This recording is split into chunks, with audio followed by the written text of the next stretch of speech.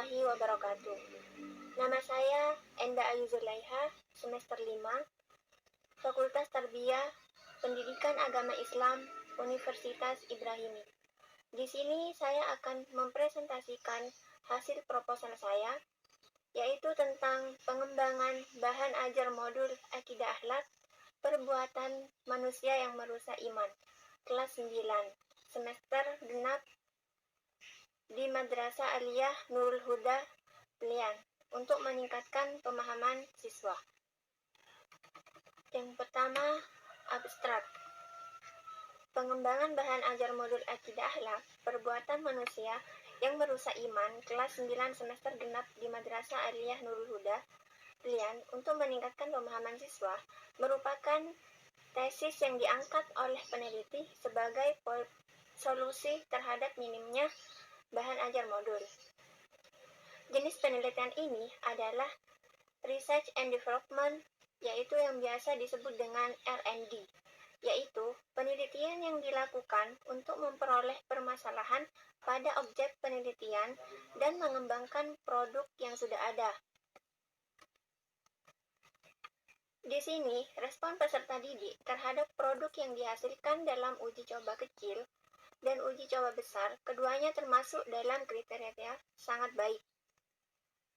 Berdasarkan penilaian respon peserta didik terhadap produk bahwa sebagian besar peserta didik yang menjadi subjek uji coba pada kelompok skala kecil dan skala besar setuju dengan penggunaan modul Akidah Akhlak kelas 9 semester genap di Madrasah Aliyah Nurul Huda.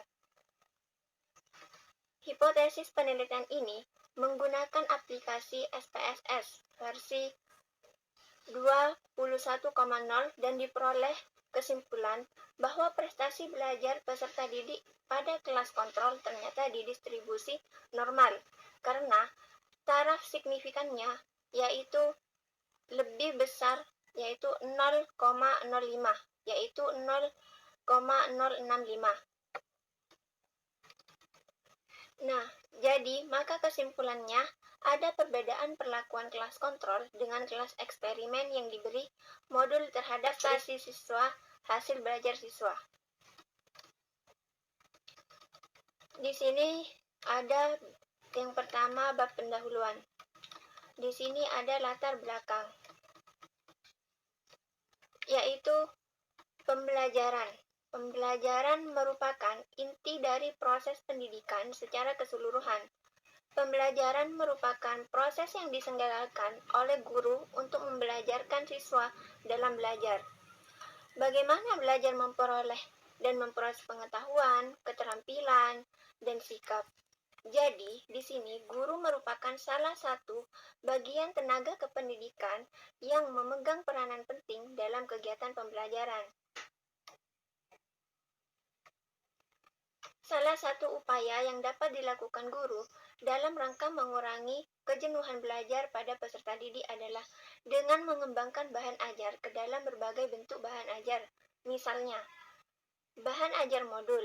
Bahan ajar memiliki banyak ragam atau bentuk. Salah satunya, bentuk bahan ajar paling mudah dibuat oleh guru adalah bahan ajar dalam bentuk cetak. Misalnya, yaitu modul. Mengembangkan bahan ajar sudah selayaknya merupakan kemampuan yang harus terus-menerus ditingkatkan oleh setiap guru. Di sini yang kedua, rumusan masalah.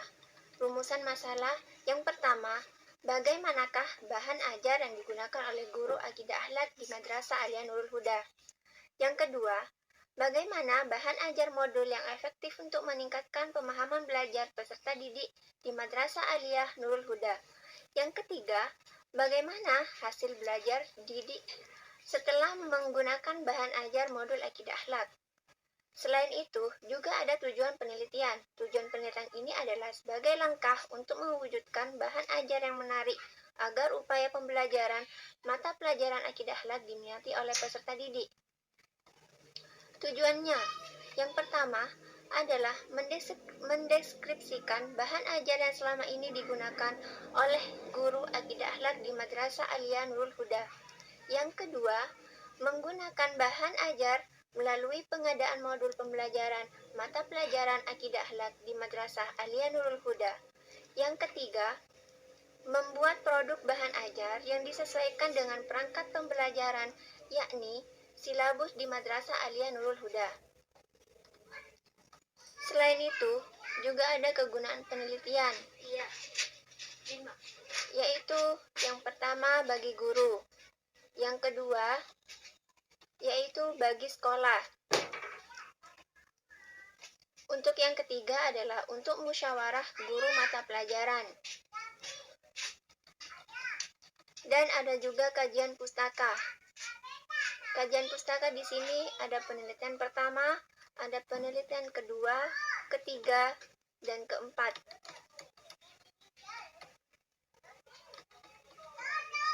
Dan selanjutnya ada kerangka teori. Kerangka teori yang pertama ada bahan ajar. Pengertian bahan ajar adalah bahan-bahan atau materi pelajaran yang disusun secara sistematis yang digunakan oleh guru dan peserta didik dalam proses pembelajaran. Dan yang kedua, yaitu ada fungsi bahan ajar, yaitu pedoman bagi guru yang akan mengarahkan semua aktivitasnya dalam proses pembelajaran, sekaligus merupakan substansi kompetensi yang seharusnya diajarkan kepada peserta didik. Pedoman bagi peserta didik yang akan mengarahkan semua aktivitasnya dalam proses pembelajaran. Alat evaluasi pencapaian penguasaan hasil pembelajaran. Dan juga ada tujuan bahan ajar, yaitu 1. Membantu peserta didik dalam mempelajari sesuatu. Yang kedua, menyediakan berbagai jenis bahan ajar. Yang ketiga, memudahkan guru dalam melaksanakan pembelajaran. Dan keempat, agar kegiatan pembelajaran menjadi menarik.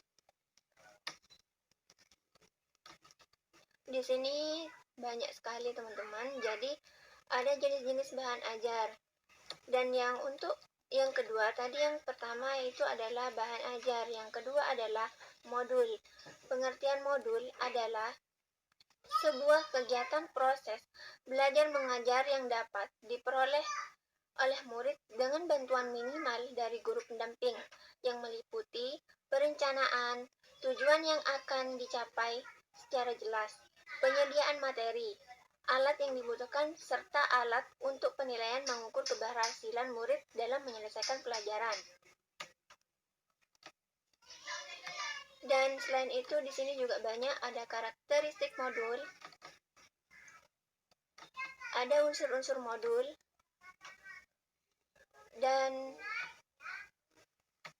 ada juga teknik pengembangan modul, yaitu yang pertama, analisis kebutuhan. Merupakan awal kegiatan untuk menganalisis kompetensi atau tujuan dalam menetapkan jumlah dan judul yang dibutuhkan untuk mencapai suatu kompetensi. Penetapan judul yang didasarkan pada kompetensi yang terdapat garis-garis besar program yang ditetapkan secara spesifik. Yang kedua, penyusunan draft. Kegiatan ini merupakan penyusunan pengorganisasian materi pembelajaran dari suatu kompetensi menjadi satu kesatuan yang sistematis. Yang ketiga, uji coba.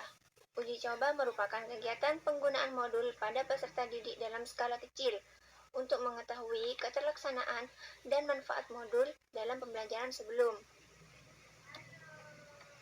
Yang keempat adalah validasi, yaitu proses permintaan persetujuan atau pengesahan kepada para validator sesuai dengan keahlian bidangnya terhadap kesesuaian kebutuhan modul. Kelima, yaitu revisi. Proses penyempurnaan modul setelah memperoleh masukan berupa saran dan kritik dari kegiatan uji coba dan validasi. Yang keenam, ada konstruktivisme. Merupakan teori pembelajaran yang memandang bahwa pengetahuan individual berasal dari proses membangun pengetahuan berdasarkan pengalaman dalam sistem kognisi individu. Di sini ada pendidikan agama Islam. Pendidikan agama Islam adalah salah satu muatan kurikulum yang wajib di setiap satuan pendidikan, kecuali pada sekolah swasta berbasis selain agama Islam. Di sini juga ada akidah akhlak. Akidah akhlak berasal dari kata akod yang berarti pengikat.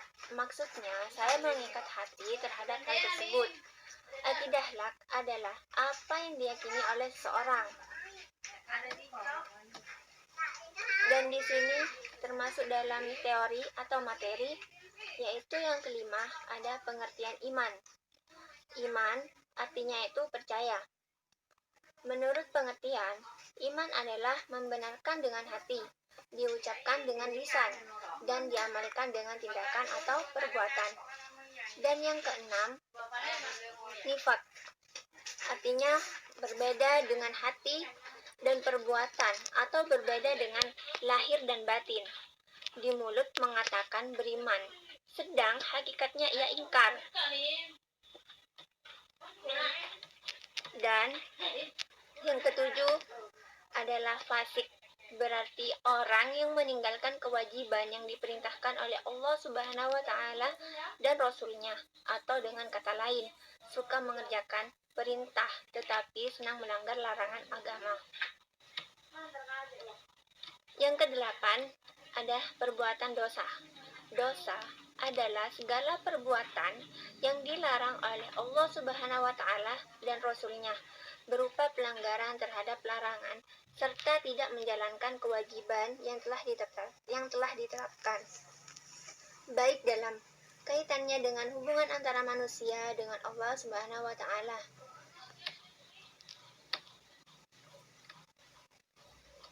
Dan yang kelima dan yang kesembilan ada dosa kecil, yaitu segala bentuk dosa yang bisa hilang atau diampuni dan dihapus dengan sebab melakukan perbuatan baik, yaitu ibadah yang sama nilainya atau bahkan lebih tinggi nilainya. Contohnya, puasa di hari Arafah dapat menghapus dosa, seperti disabdakan oleh Nabi Shallallahu Alaihi Wasallam. Artinya, puasa hari Arafah itu menghapus dosa 2 tahun. 1 tahun yang telah lalu dan 1 tahun yang akan datang. Dan yang ke-10, dosa besar.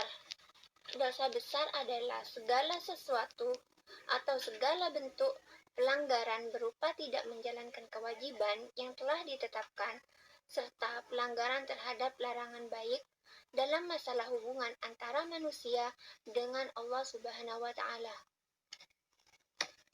Jadi, teori maupun materi itu ada 10.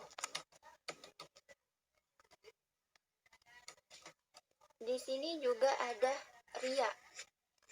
Ria adalah menampakkan kebaikan atau keutamaan diri sendiri kepada orang lain melalui pembicaraan, tulisan, dengan sikap perbuatan dengan maksud mendapat perhatian atau pujian.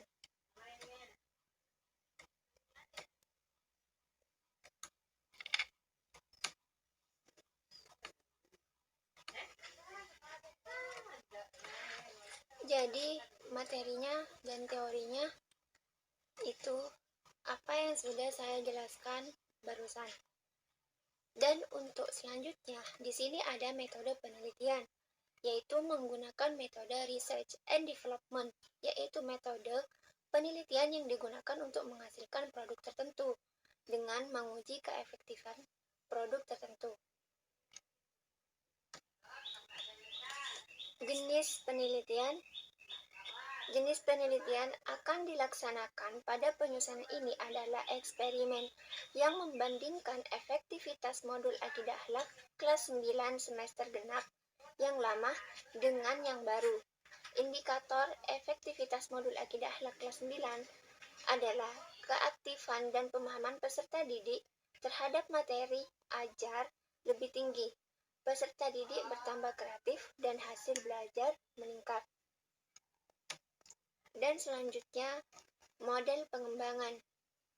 Model pengembangan ini, penelitian ini menggunakan model Born and Girl karena berorientasi untuk mengembangkan dan memvalidasi Produk-produk yang digunakan dalam dunia pendidikan. Di sini penelitian ada 3 tahap. Yang pertama adalah tahap pengembangan, meliputi analisis desain produk pengembangan.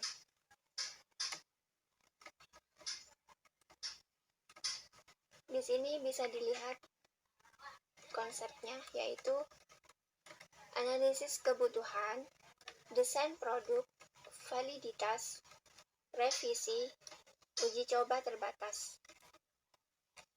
Ada juga langkah-langkah penelitian dan pengembangan. Di sini juga ada konsepnya. Kalian bisa lihat sendiri di sini. Yang pertama, ada potensi masalah, pengumpulan data, desain produk, validasi desain, revisi desain, uji coba desain, revisi produk, uji coba pemakaian, revisi produk, dan produksi massal.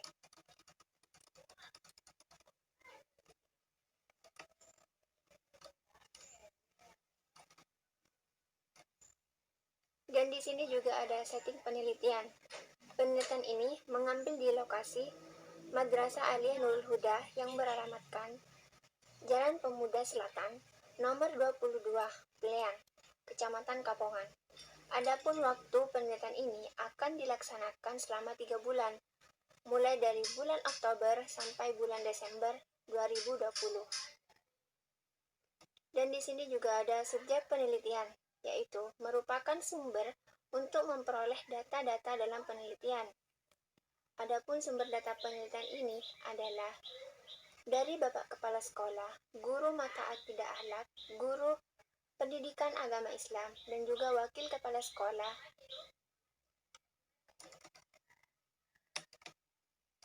Jenis data.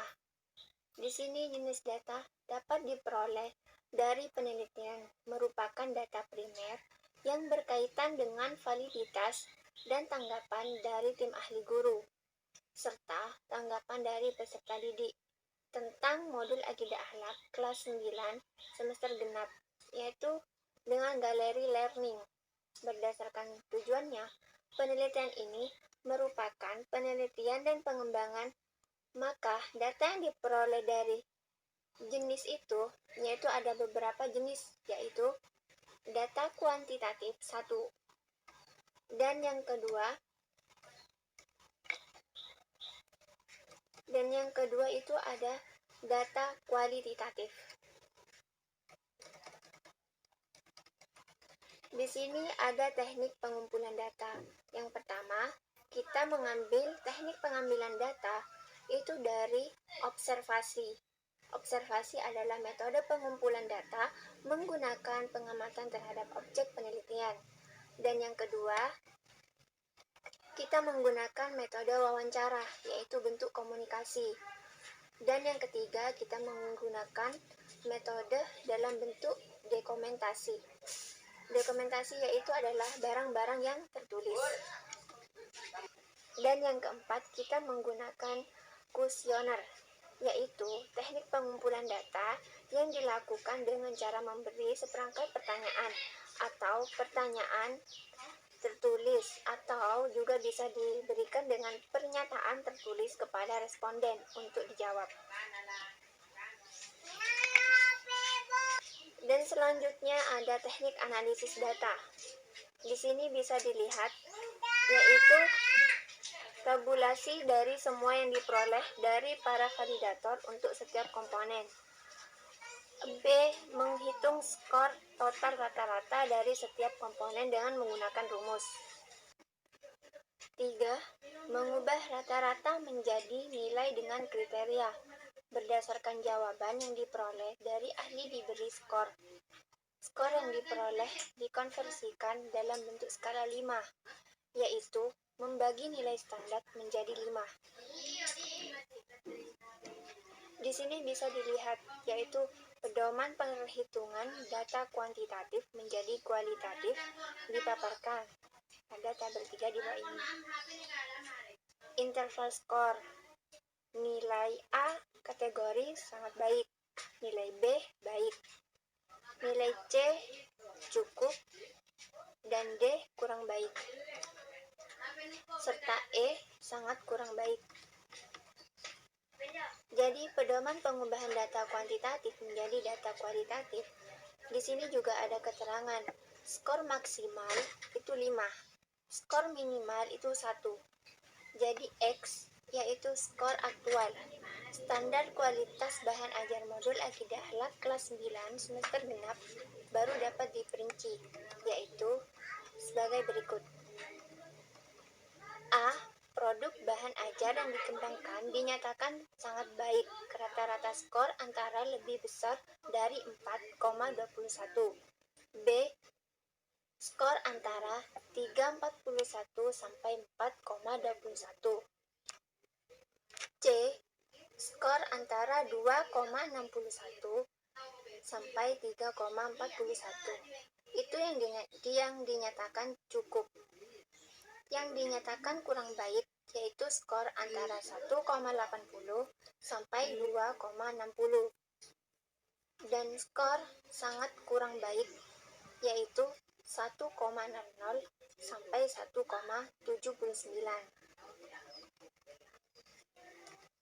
Dan selanjutnya analisis hasil observasi.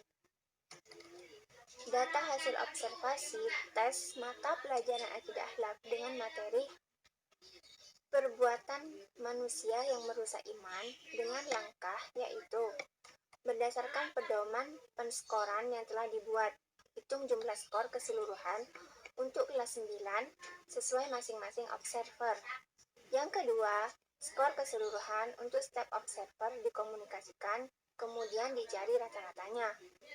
Dan yang ketiga, skor rata-rata, yaitu dipresentasikan dan dikualifikasikan dengan menggunakan kriteria, yaitu sebagai berikut. Yang pertama, itu ada nilai gain. Yang kedua adalah interpretasi.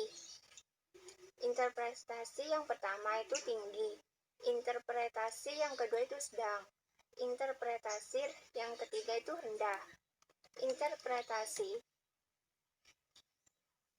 yang kita peroleh yaitu ada 3 itu yang saya jelaskan tadi. Dan di sini juga ada kualifikasi presentasi skor hasil observasi melalui hasil belajar peserta didik. Yang pertama, kualifikasi yaitu sangat tinggi. Yang kedua, tinggi. Yang ketiga, sedang. Yang keempat, rendah. Dan yang kelima, sangat rendah. Dan selanjutnya, analisis hasil perbedaan tes. Untuk menganalisis hasil tes, peneliti menggunakan teknik gain standar sebagai berikut. Untuk menguji perbedaan hasil belajar, dibuat hipotesis, dan untuk mengujinya digunakan statistik uji T. Penggunaan uji T memerlukan prasyarat yang harus dipenuhi, antara lain uji coba normalitas, data, dan homogenitas.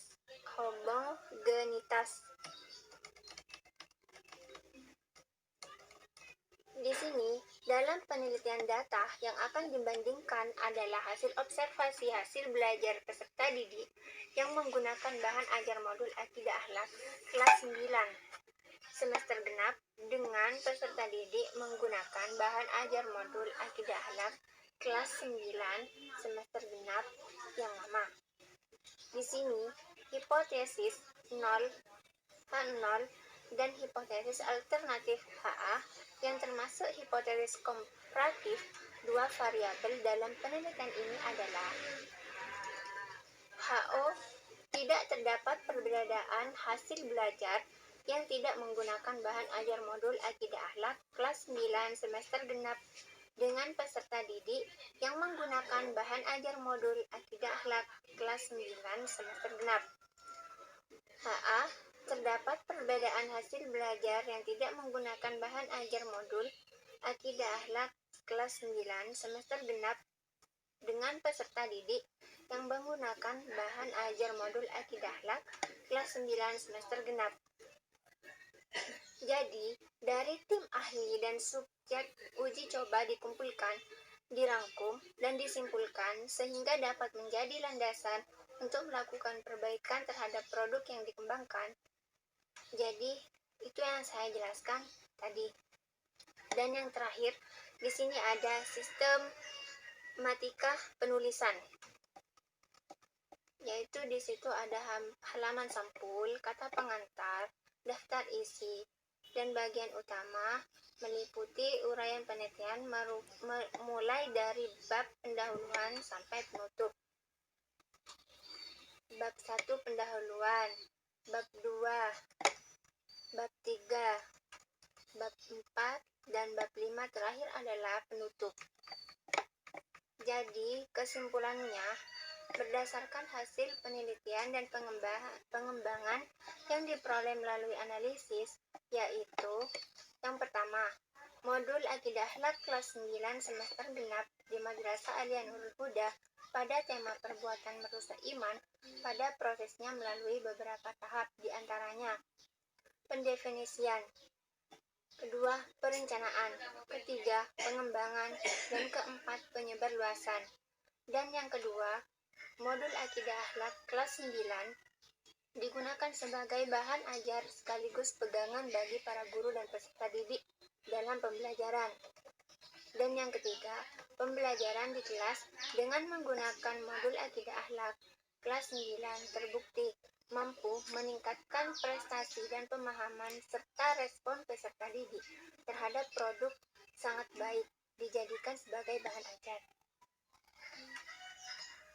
Dan yang terakhir, rekomendasi berdasarkan hasil penelitian dan pengembangan, yaitu modul Akidah Akhlak ini hanya membahas satu bab, yaitu perbuatan manusia yang dapat merusak iman. Lebih baik bila dikembangkan pada tingkat kelas 7 dan kelas 8 dengan tema dan bab sesuai silabus yang ada.